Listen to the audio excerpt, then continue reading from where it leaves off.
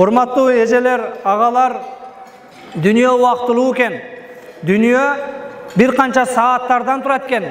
Мына ушул убактылуу дүйнөдө Аллах Таала тарабынан ар кимге ар кандай сыноо берилет экен.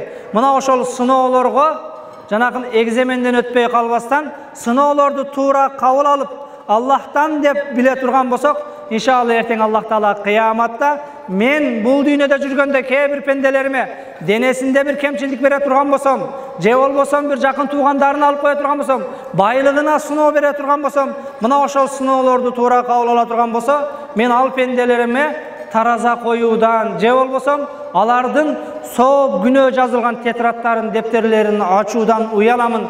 Алардан мен эсеп албастан түздөн түз бейишке киргизем дейт. Мына ошондуктан бүгүнкү биздеги кээ бир денебиздеги ооруларга иншалла сабыр кылалы.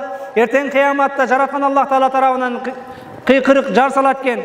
Нада мунадин мин кибалир рахман. Мээримдүү Аллах Таала тарабынан ушундай бир кыйкырык болот экен. Айналлазина ажрахум алаллах. Соогу Кудайга таандык болгондор кайда?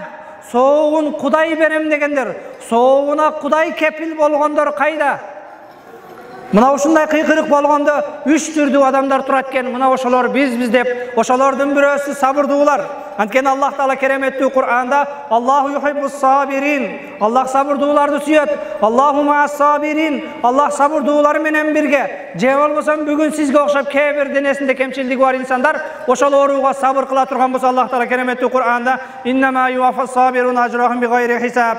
Чындыгында сабырдуулар соогун чексиз алат дейт. Эртең кыяматта 100 сооп, 1000 сооп, миллион сооп эмес, сиздердин соогуңуздар бүгүн кээ бир денеңиздеги ооруларга эгер сабыр кыла турган болсоңуз, иннама юаффас сабирун ажрахум бигайри хисаб. Чындыгында сабырдуулар соогун чексиз алат дейт, чексиз алат кес.